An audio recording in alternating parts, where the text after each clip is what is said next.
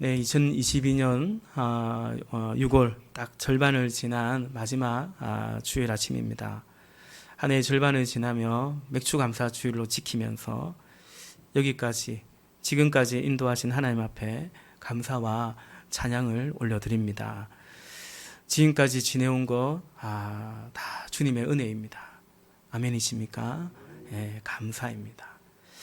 또한 한 해 동안 묵묵히 또 주의 몸된 교회를 함께 세우며 섬겨주신 우리 모든 성도님들께도 감사의 말씀을 드립니다. 올 남은 또 후반기 한 해 동안도 임마누엘의 은총이 하나님이 우리 삶 가운데 동행하시고 인도하시는 그 은혜가 넘치시기를 우리 주님의 이름으로 축원합니다. 우리 서로도 한번 그렇게 한번 인사해 볼까요? 감사합니다. 참 수고 많았습니다. 한번 그렇게 축복하십시다. 감사합니다. 참 수고 많으셨어요. 네. 네. 우리 지난 주일에도 빌립보서 4장을 좀 봤는데요. 빌립보서 4장 6절 말씀에 보면 아무것도 염려하지 말고 다만 모든 일에 기도와 간구로 너희 구할 것을 감사함으로 하나님께 아뢰라 이렇게 말씀합니다. 기도를 하라는 거죠. 근데 너희 구할 것을 기도하되 구하되 어떻게 구하라 하시냐면 감사함으로 하나님께 아뢰라 말씀하십니다. 저는 언젠가 이 말씀을 보면서 그런 생각을 한 적이 있습니다. 왜 감사함으로 기도하라고 할까? 왜냐하면 보통 기도하라라고 할 때는 어떻게 잘 기도하라고 하냐면 간절히 기도하라고 하든지 또 주로는 의심하지 말고 믿음으로 기도하라 이렇게 말씀하죠. 근데 바울은 왜 감사함으로 아뢰라 감사함으로 기도할까? 왜 그렇게 표현을 했을까? 말씀을 했을까? 문득 그런 생각을 해본 적이 있습니다. 그러다가 든 생각은 그 말이구나. 그런 깨달음이 옵니다. 잘 들리시죠? 모니터가 조금 모니터가 좀 약한데요. 네, 괜찮습니다. 그 말이구나. 믿음으로 구하라는 것과 감사함으로 구하라는 그 말이 그 말이구나. 사실은 같은 말이구나. 그렇게 깨달아졌습니다. 여러분 그렇습니다. 믿음 그리고 감사는 같은 말입니다. 오늘 말씀의 제목이 그래서 감사는 믿음의 동의어입니다. 이기도 합니다. 동의어라는 말은 쉽게 말해서 사전적 정의도 그렇습니다. 그 말입니다. 이게 이제 동의어라는 뜻입니다.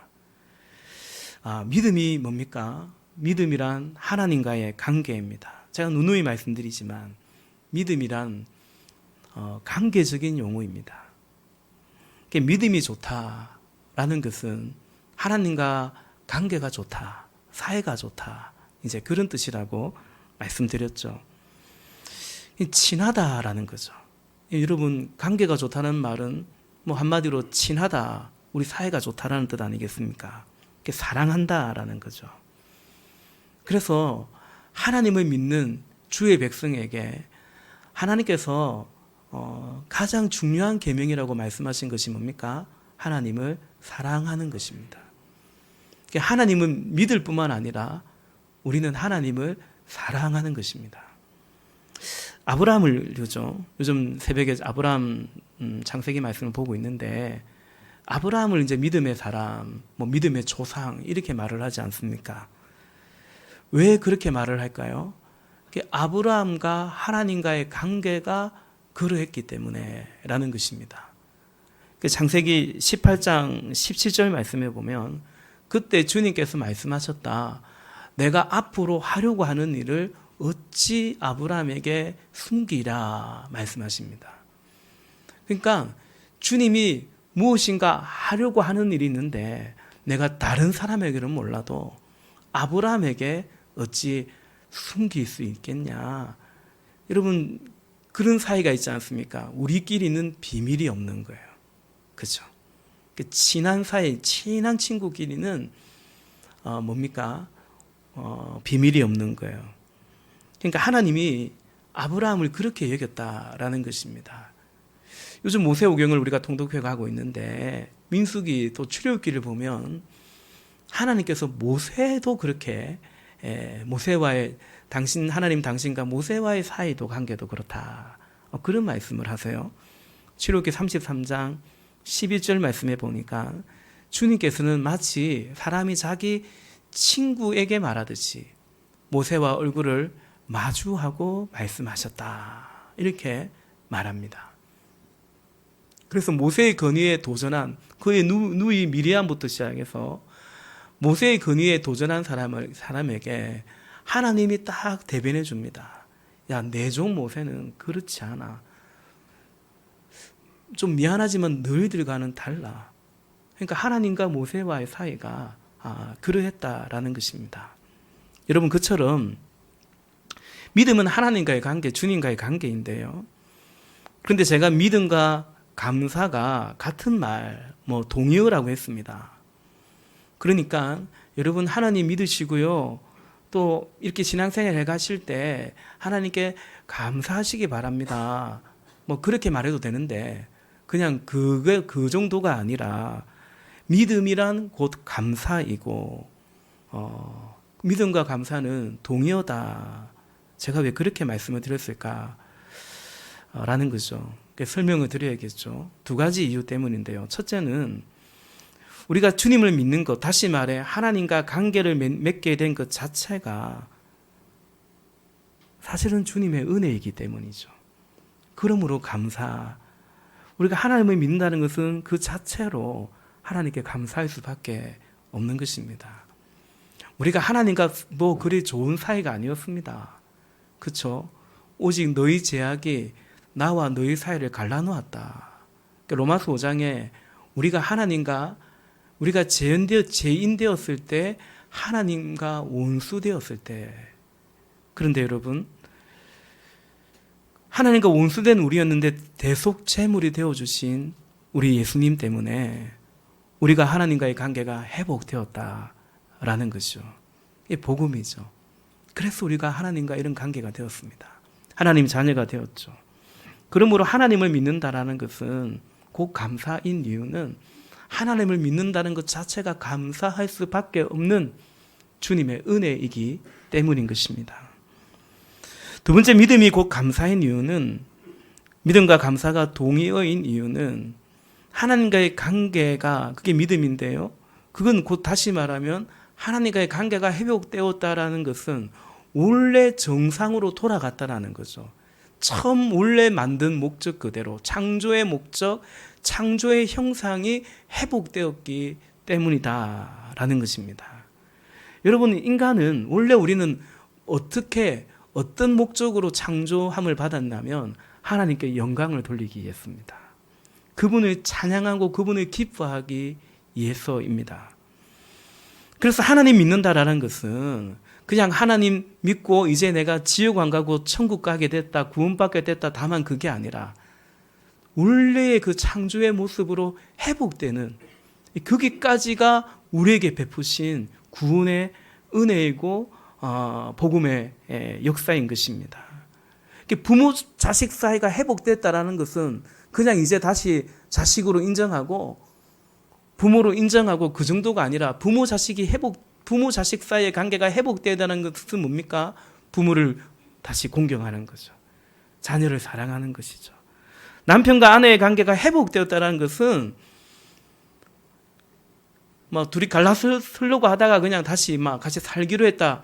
그냥 그 정도가 아니라, 그죠? 서로를 아껴주는 것을 말하는 거 아니겠습니까? 원래 부부는 그러라고. 원래 그게 부부 사이니까요. 우리가 하나님을 믿는다는 것도 마찬가지죠. 이제는 하나님을 감사하는 거죠. 로마서 1장에 보면 하나님을 알지 못할 때, 예수님을 믿지 않을 때 감사치 않았다 했거든요. 하나님을 알만한 것이 있는데도 불구하고 하나님께 감사하지도 아니하고 하나님을 영화롭게 하지도 아니하고 그랬다라는 거예요. 그러나 이제 우리가 예수 그리스도의 은혜 때문에 하나님을 믿게 되고 하나님의 자녀, 하나님과 그런 관계가 되었다는 것은 뭡니까?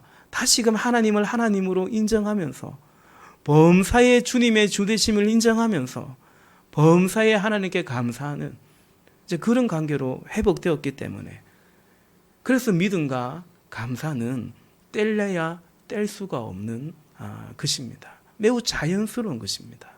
마치 우리가 하나님을 믿을 때 그 하나님을 예배하고자 하는 마음이 저절로 우러러 나오게 되듯이, 하나님과의 관계가 회복되면 여러분, 불평, 원망 이런 마음들이 잠재워지고 감사하는 믿음으로, 감사하는 삶으로 변화되어 가는 것이죠. 여러분, 오늘 예수님이 당신의 제자들에게 이렇게 말씀을 하시죠. 5절에 보니까 나는 포도나무요 너희는 가지다, 이래 말씀하십니다. 이 관계라는 거, 비유인데 우리 이런 관계라고 주님이 말씀하시는 거죠. 포도나무와 가지는 뭡니까? 하나입니다. 다시 말해 생명을 같이 공유하고 있는 것입니다.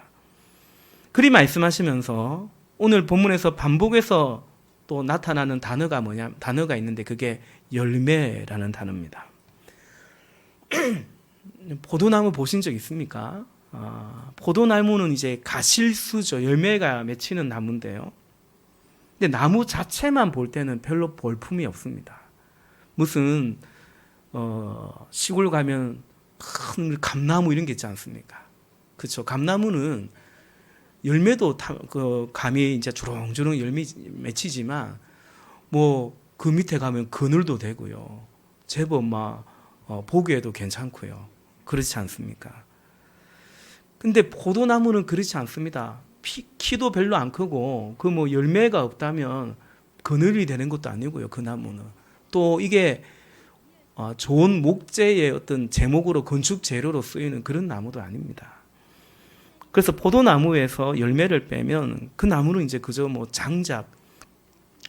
장작 정도에 불과하겠죠. 땔감이죠. 그런 점에서 여러분, 우리가 포도나무를 볼 때 나무가 볼품이 없다 보니까 주로 뭘 보게 되냐면 열매를 보게 됩니다. 다시 말해서 열매를 본다라는 것은 그 열매가 맺히는 가지를 이제 바라보게 되는 것 같습니다. 그런데 농부는 그렇지는 않습니다. 농부는 열매가 맺히는 가지를 잘 또 이렇게 단돌이 하겠지만, 그러나 근본적으로 농부는 어디에 마음을 쓰고 있냐면 나무에 마음을 쏟고 있습니다. 왜냐하면 열매가 가지에 달리는 것은 맞지만 그 열매를 맺는 것은 가지가 아니고 그 열매를 맺는 것은 나무라는 것을 농부는 너무나 잘 알고 있기 때문이죠. 그래서 농부는 포도나무와 그리고 이렇게 가지를 딱 볼 때 여러분, 농부가 언제나 주목해 보는 포인트는 뭐냐면 그 가지에 열매가 맺히는 그 포인트를 보는 게 아니라 나무와 붙어 있는 그 가지가 나무에 붙어 있는 그 포인트를 농부는 언제나 신경 쓰면서 보고 있습니다. 왜냐하면 그 가지에 결국 열매가 맺히고 맺히지 않고는 바로 그 포인트에 달려 있다라는 것을 농부는 알고 있기 때문이죠. 왜? 가지 스스로 열매를 맺는 게 아니고 결국 나무의 열매가 가지에 맺히는 것이고, 그러려면 가지가 열매를 맺는 게 아니라 가지는 나무에 잘 붙어 있는 것이 생명이고 강건이기 때문이죠. 여러분, 이 말씀은 비유죠. 또 우리가 잘 아는 비유입니다. 관계를 비유하는 그런 말씀이죠. 5절에 나는 포도나무, 나는 누굽니까? 예수님입니다. 너희는 가지. 이 가지는 누구를 말하는 겁니까? 1차적으로는 지금 예수님의 이 말씀을 듣고 있는 12제자, 제자들을 말하는 거. 더 나아가 오늘 우리도 포함되겠지요. 뿐만 아니라 1절에 보면요. 1절에 나는 참 포도나무요. 내 아버지는 농부이시다. 또 말씀하세요. 참 포도나무는 예수님이고요. 우리 구약의 배경이 여기에 다시는 구약적 배경이 있는 비유인데요. 참 포도나무는 참 이스라엘을 뜻하는 그런 의미도 있습니다. 그리고 여기서 농부는 누구겠습니까? 내 아버지는 농부라. 하나님 아버지, 성부 하나님을 일컫는 거죠. 이 비유의 핵심은 관계입니다. 그리고 그것이 바로 곧 열매라고 말씀하고 있는 것입니다. 그 신앙생활의 열매는 뭐냐면 관계입니다. 우리 생명의 삶 할 때도 신앙생활에서 제일 중요한 것, 다시 말해 신앙생활의 궁극적이고 결정적인 열매는 뭔가? 관계입니다. 오늘 예수님이 가지 들어요. 그러니까 제자들에게, 우리들에게 열매 많이 맺어라, 그런 말을 지금 하고 있지 않습니다. 뭐라고 합니까? 본문 4절 5절 한번 볼까요? 우리 한 번 더 같이 읽어보겠습니다. 4절과 5절 같이 읽습니다. 내 안에 머물러 있으라. 그리하면 나도 너희 안에 머물러 있겠다. 가지가 포도나무에 붙어있지 아니하면 스스로 열매를 맺을 수 없는 것과 같이 너희도 내 안에 머물러 있지 아니하면 열매를 맺을 수 없다. 나는 포도나무요 너희는 가지이다. 사람이 내 안에 머물러 있고 내가 그 안에 머물러 있으면 그는 많은 열매를 맺는다. 너희는 나를 떠나서는 아무것도 할 수 없다. 아멘.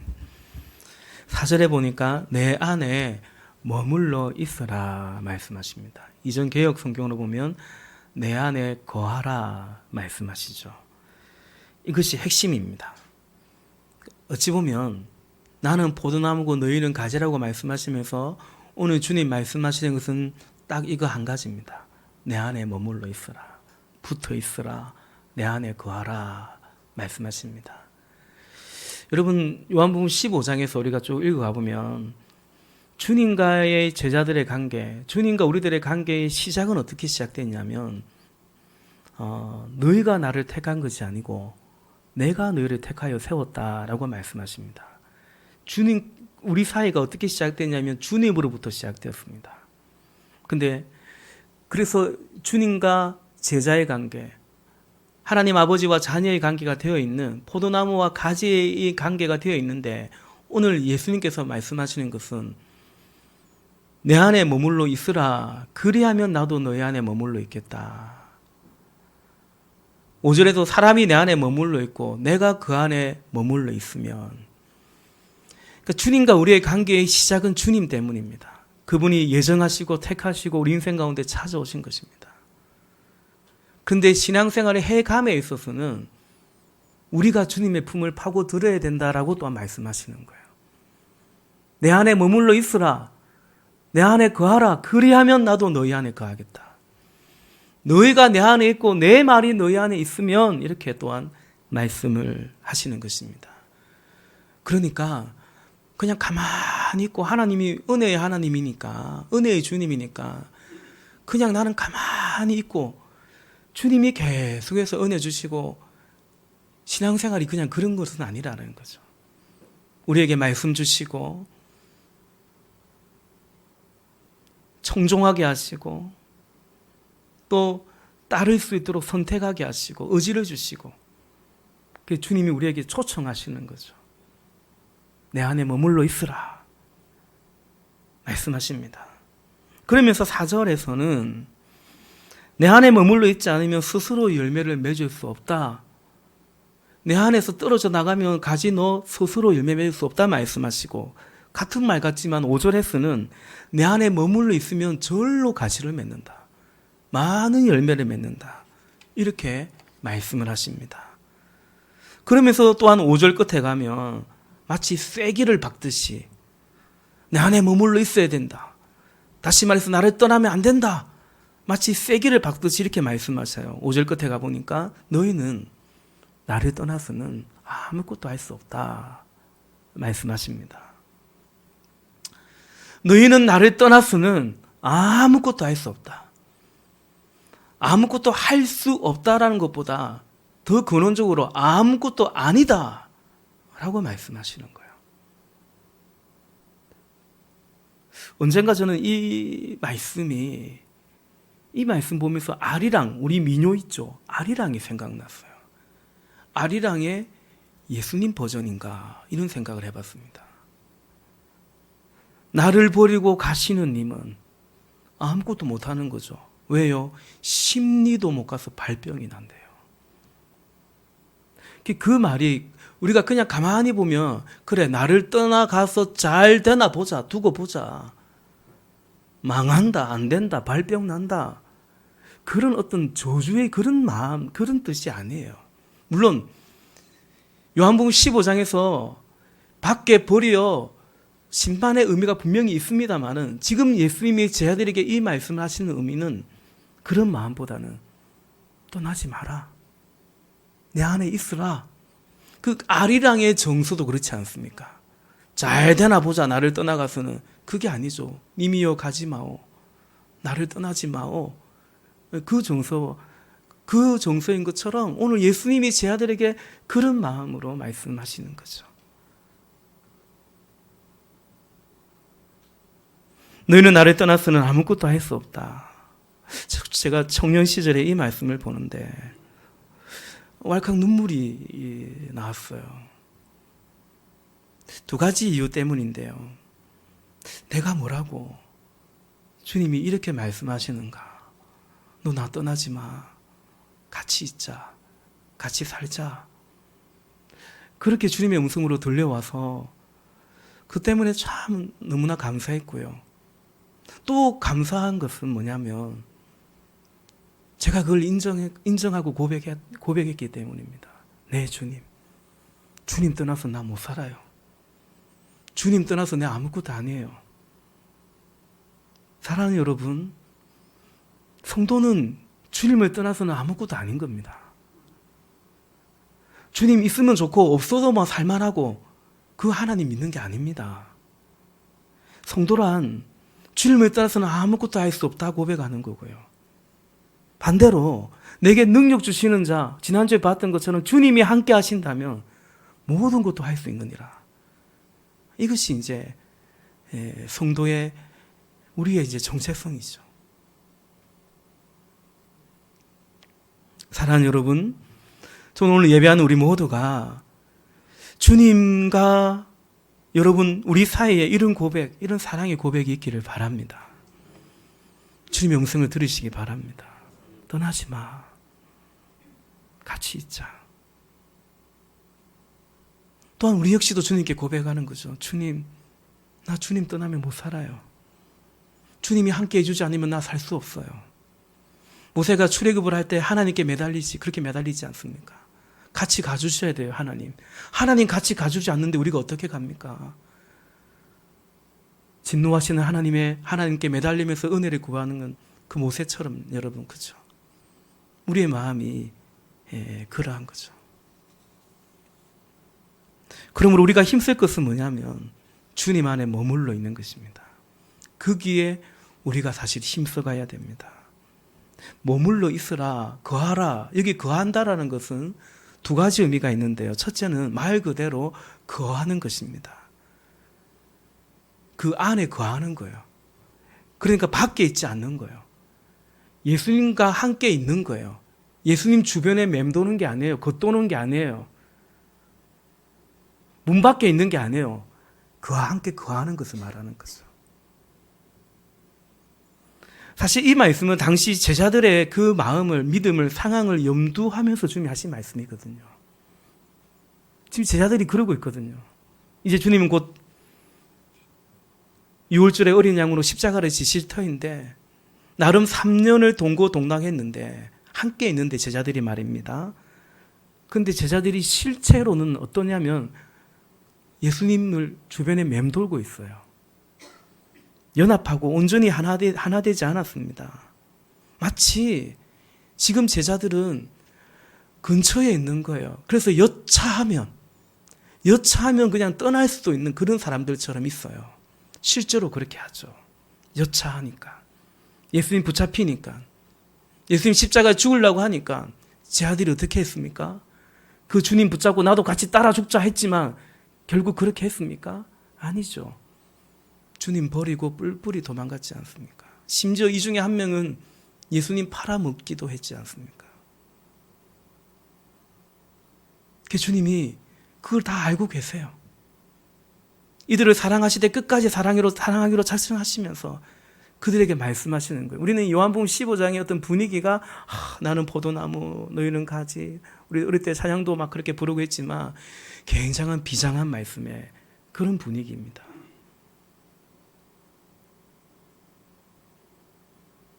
사랑하는 여러분, 주님 안에 거하시기 바랍니다. 맴돌지 마시고 겉돌지 마시고. 이건 더 나아가 주의 몸된 교회로서도 그렇게 하라고 말씀하시는 거죠. 교회는 그리스도의 몸인데요. 우리는 그 몸의 지체인데 몸과 지체는 분리되지 아니하고 하나 되는 거죠. 그게 이제 거하는 것입니다. 오늘 적지 않은 사람들이 예수님을 믿고 교회 출석은 하지만 그 몸 안에 거하지 않으려고 해요. 몸의 지체가 아닌 채로 그냥 예배당에 왔다 갔다 하는 분들이 적지 않습니다. 그리고 그렇게 하기에는 아무래도 대형교회가 수월해서 대형교회로 많이들 가기도 합니다. 우리 교회라고 하지 않아요. 마치 객체처럼, 제3자처럼 그 교회 신자인데 이 교회는 뭐 이런 식으로 얘기를 합니다. 그냥 우리 교회라고 하면 될 것을 보배로운 예수교회는 그 다른 교회 성도가 우리 교회를 얘기할 때 하는 말이죠. 제가 그냥 그런 표현 말 가지고 제가 뭐 꼬투리 잡듯이 그런 말씀은 아니에요. 직장을 다녀도 요즘 평생 직장 이런 개념이 없어요. 그렇죠? 직장을 다녀도 꼭 이 회사 직원 아닌 것처럼 직장 생활을 해요. 여차하면 그냥 뭐 딴 데 갈 생각을 하면서 직장 생활을 해요. 그러니 행복하지 않죠. 만족이 없죠. 물론 이직할 수도 있습니다만은 이직해도 또 그런 마음으로 있는 거예요. 이 시대의 특징입니다. 그냥 객체처럼 얘기해요. 우리나라 시민인데 국민인데 마치 우리나라 백성 아닌 것처럼 대한민국이 말이야. 우리나라예요, 우리나라. 우리가 지켜야 되고 우리가 세워야 될 나라인데요. 가정도 마찬가지입니다. 마치 남편을, 아내를 다른 남편, 다른 아내 얘기하듯이 내 남편인데, 내 아내인데, 심지어는 자식도 남의 집 애처럼은 부모도 마찬가지고 둘도 아니고 셋도 아닌데 여러분 그렇지 않습니까? 우리 뭐 남지사님이 이제 이사를 가게 돼서 그 마음이야 서운하지만 연로하신 어른을 모시겠다는 그 마음은 또 얼마나 귀한지 모릅니다. 마치 각자의 삶을 살듯이 그러면 안 되는 거죠. 그래서 제가 우리 대학생들이 오면요 주로 4학년 때 많이 와요. 우리 교회에 무슨 작정이라도 한 듯이 마지막 학기 때 주로 옵니다. 주로 이제 사회 나가려고 하니 야, 나름대로 이대로 안 되겠다. 뭐 겁도 나고 해서 오죠. 제가 늘 얘기합니다. 우리 교회, 이 교회 평생 다닐 마음으로 다니라고. 제가 압니다. 대부분은 다 졸업해서 나갑니다. 그럼에도 불구하고 이 교회 평생 다닌다는 그런 마음으로 다니라고. 섬기라고. 그래야 어디로 가든지 다시 교회에 적응하고 신앙생활을 그렇게 할 수 있지 않겠냐. 그런 도전인 거죠. 그래서 여러분 거한다는 것의 두 번째 의미는 그냥 공간적으로 함께 있다는 것이 아니라 결국 관계를 의미합니다. 관계를 맺고 살아가는 것을 의미하죠. 함께요. 여러분 내 안에 머물러 있으라 거하라는 것은 동고동락을 말합니다. 함께 사는 것을 말합니다. 함께 살 때 어떨까요? 함께 살아보니 어떻습니까? 마냥 좋지만은 않죠. 우리 뭐 아직 신혼이라고 할 수 있는 가정도 여럿 있지만 너무 좋죠, 그죠? 너무 좋은데 그냥 그렇다고 마냥 좋은 것은 아니에요. 함께 산다는 건 뭡니까? 찢고 뽑고 하는 것을 말하는 것입니다. 그게 함께 사는 거죠. 희노애락을 같이 하는 걸 말하는 것입니다. 이것이 주님과의 관계입니다. 거한다라는 의미입니다. 실제로 여러분 우리가 믿음으로 산다는 것이 그렇지 않습니까? 좋은 날만 있습니까? 예수 믿고 좋은 일만 있습니까? 아니 예수 믿기 때문에 박해도 받을 수 있고 손해도 볼 수 있는 것이 그게 신앙생활 아닙니까? 그러므로 믿음 생활 한다는 것은 그럴지라도 주님과 함께 거하는 거죠. 그럴지라도 주님과 하나 되어 가는 것이, 때로 교회적으로도 어려움이 있고 뭔가 좀 속시렵고 그래도 그럼에도 불구하고 주의 교회를 세워가는 것이, 그게 이제 거한다라는 거죠. 부부 사이도 그렇습니다. 그것이 거하는 거. 그리고 그렇게 거하는 거, 내 안에 머물러 있는 거, 함께 살아가는 거, 때로는 그러면서 막 싸우기도 하고 지지고 볶으면서, 그러나 함께 살아가는 거, 그게 바로 여러분 인생이요. 그게 바로 오늘 주님이 말씀하시는 열매라는 것입니다. 예수 믿고 무엇을 하고 무엇이 되고 그게 열매가 아니라 주님과 동행하는 것, 주의 몸된 교회 지체로 살아가는 것, 인내하며 여전히 사랑하고 살아가는 것, 이것이 열매입니다. 미가서 말씀처럼 사람아, 주께서 원하는 것은 그런 것들이 아니고 겸손히 너 하나님과 동행하는 그것이다, 함께하는 그것이다 라고 말씀하시는 것처럼, 주님이 원하는 것은 인내하며 같이 가는 거예요. 그래서 지켜가는 거예요. 가정도 지키고요, 가족도 지키고요, 주의 몸된 교회도 세워가고요. 그게 주님이 원하시는 열매인 거죠.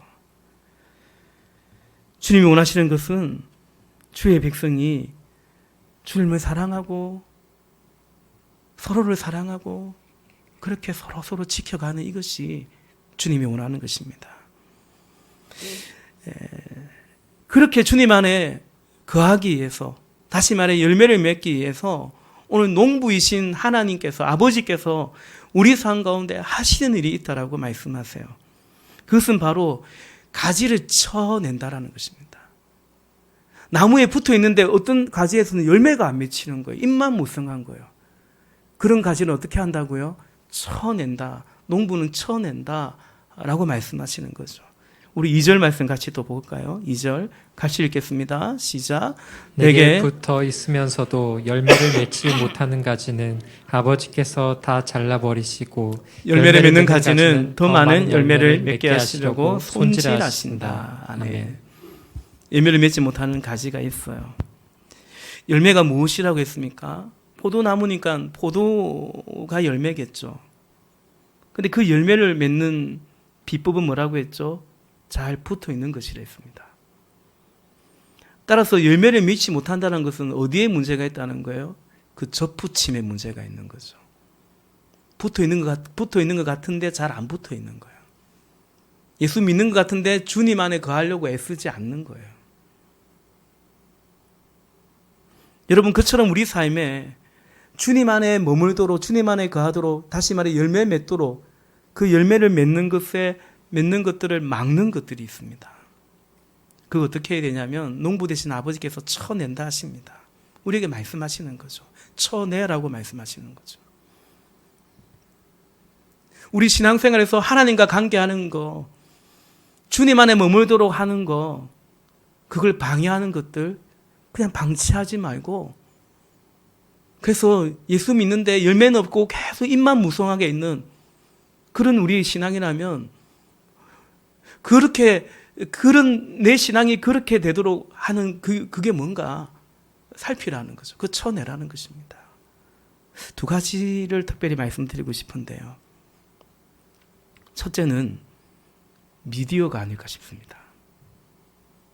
유튜브, SNS, 인스타, 온라인 게임 등등이 아닐까 싶습니다. 그것 자체가 그리스도인들은 하면 안 된다는 게 아니에요. 저도 유튜브 봅니다.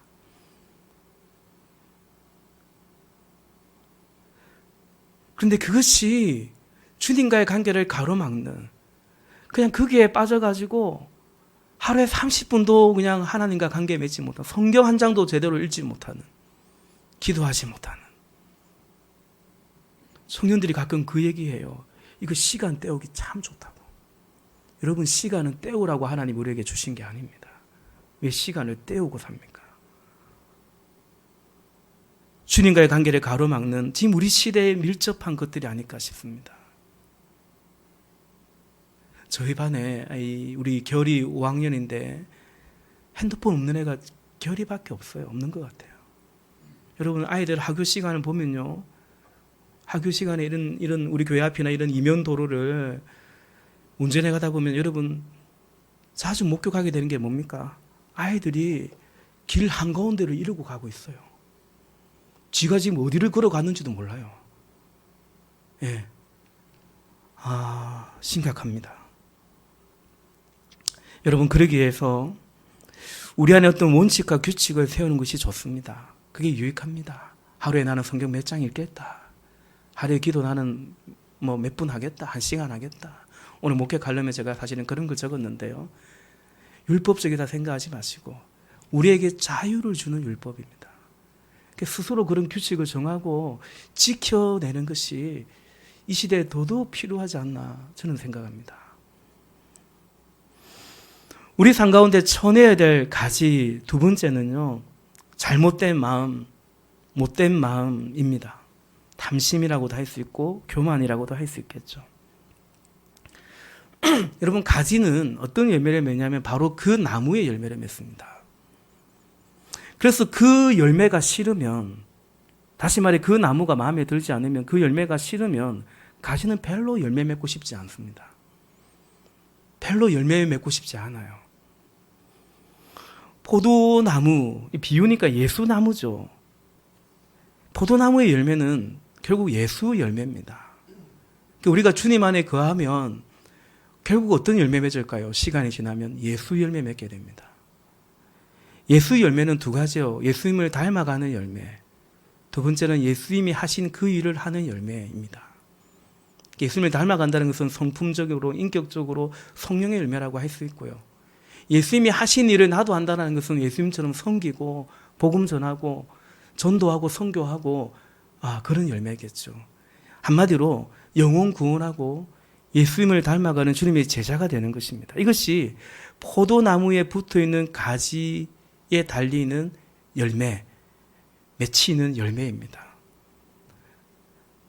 그런데 별로 그 열매에 관심이 없으면, 나 영혼 구원하고 예수님 닮아가고 예수님 제자 되고 주님이 하신 그 일을 나도 하고 그런 인생으로 살고 싶어 라는 그런 어떤 열망이 없으면, 그런 열매에 대해 관심이 없으면 그 열매 맺으려고 별로 이제 애쓰지 않겠죠. 주님 안에 거하라 하는데 그냥 왜? 관심이 딴 데 있기 때문에. 제자들이 여러분 예수님을 버리고 도망간 이유가 사실은 그것 때문이지 않습니까? 예수님과 함께 있는데 이들이 바라는 이유는 따로 있는 거죠. 이들이 기대하는 것은 전혀 다른 거죠. 이들이 기대하는 메시아는 이런 메시아가 아니거든요.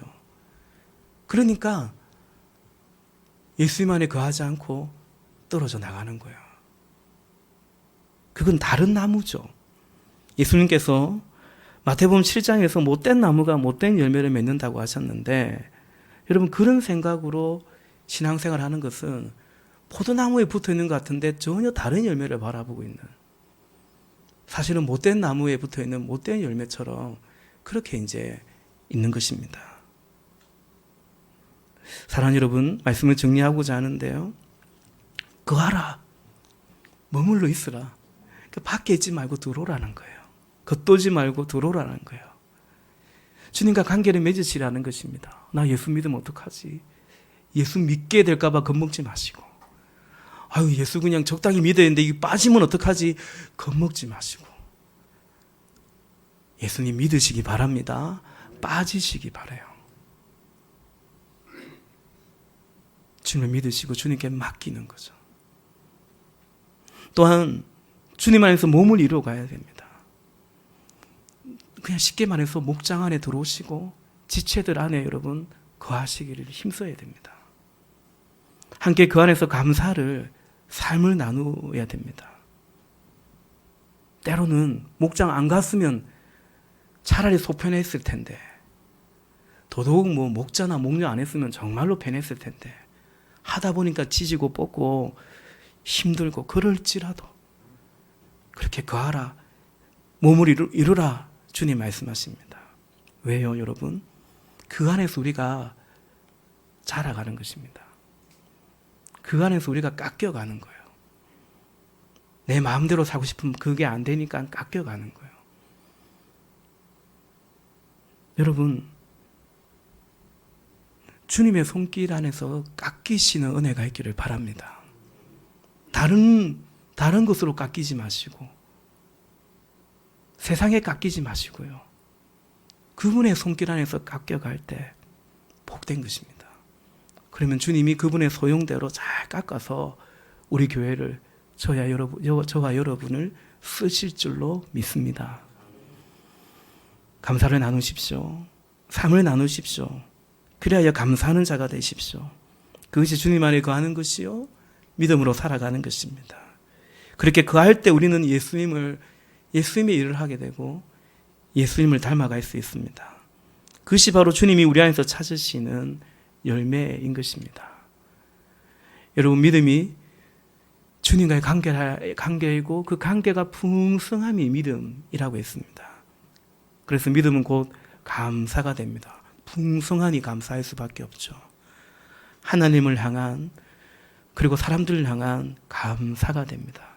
그래서 하나님은 영화롭게 하고 사람들은 기쁘게 하고 우리 그렇게 살 수 있다라는 거죠. 하나님을 영화롭게 하고 다른 사람들을 기쁘게 할 수 있고 섬길 수 있는 그런 복된 인생으로 우리를 부르시고 초청하시는 것입니다. 그 은혜와 복이 넘치시기를 주의 이름으로 축복합니다. 우리 시간 우리 찬양하고